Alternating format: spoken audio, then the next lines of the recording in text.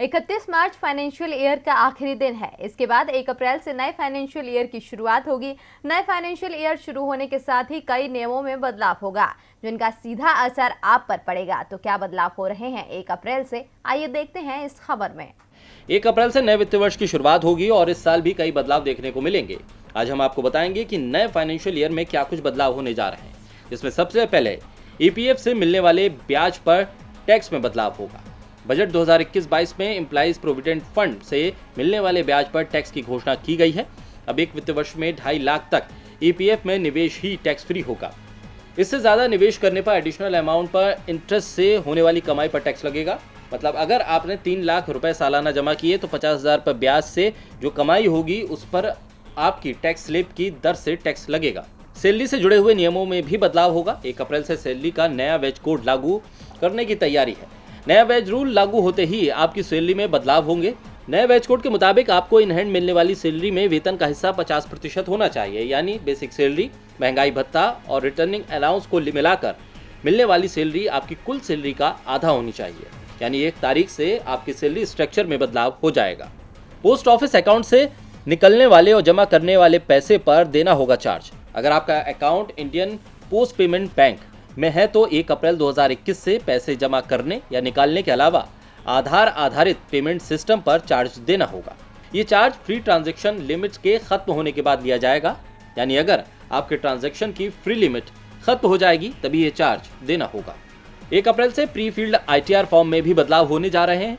कर्मचारियों की सहूलियत के लिए और इनकम टैक्स रिटर्न फाइल करने की प्रक्रिया को आसान बनाने के लिए इंडिविजुअल टैक्स पेयर्स को अब 1 अप्रैल 2021 से प्री फील्ड आईटीआर फॉर्म उपलब्ध कराया जाएगा। इससे आईटीआर फाइल करना आसान हो जाएगा। सुपर सीनियर सिटीजन को आईटीआर फाइल करने में छूट मिलेगी। 1 अप्रैल 2021 से 75 साल से अधिक उम्र के वरिष्ठ नागरिकों को आईटीआर फाइल नहीं करना होगा। ये छूट उन सीनियर सिटीजन्स को दी जाएगी जो पेंशन या फिर फिक्स डिपॉजिट पर मिलने वाले ब्याज पर आश्रित हैं। 1 अप्रैल से होने वाले बदलाव में अब आईटीआर नहीं फाइल करने पर आपको दुगना टीडीएस देना होगा। सरकार ने आईटीआर नहीं फाइल करने वालों के लिए नियम काफी सख्त कर दिए हैं। इसके लिए सरकार ने इनकम टैक्स एक्ट के सेक्शन 206 AB को जोड़ दिया है। इसके तहत अब आईटीआर फाइल नहीं करने पर 1 अप्रैल 2021 से दुगना टीडीएस देना होगा। इन नियमों के मुताबिक जिन लोगों ने इनकम टैक्स रिटर्न फाइल नहीं किया है उन पर tax collection act source TCS ज्यादा लगेगा। इन नियमों के मुताबिक 1 जुलाई 2021 से पेनल TDS और TCL दरें 10 से 20% होगी, जो आमतौर पर 5 से 10% होती है। 1 अप्रैल से कार में ड्यूअल एयर बैग होना भी अब जरूरी हो जाएगा। यानी अगले महीने 1 अप्रैल से पैसेंजर कारों में सेफ्टी मानकों में बदलाव होने जा रहा है। अब ड्राइवर के साथ साथ बगल वाली सीट के लिए भी एयर बैग लगना अनिवार्य होगा। 45 से ज्यादा उम्र वाले लोगों के लिए अब कोरोना वैक्सीन मिलेगी। 1 अप्रैल से 45 साल और उसके ऊपर वाले सभी लोगों के वैक्सीनेशन के दायरे को बढ़ाया गया है। इसमें सिर्फ कोविन पोर्टल पर अपना रजिस्ट्रेशन आपको कराना होगा। इसके बाद वो सरकारी या प्राइवेट सेंटर पर जाकर टीका लगवा सकेंगे।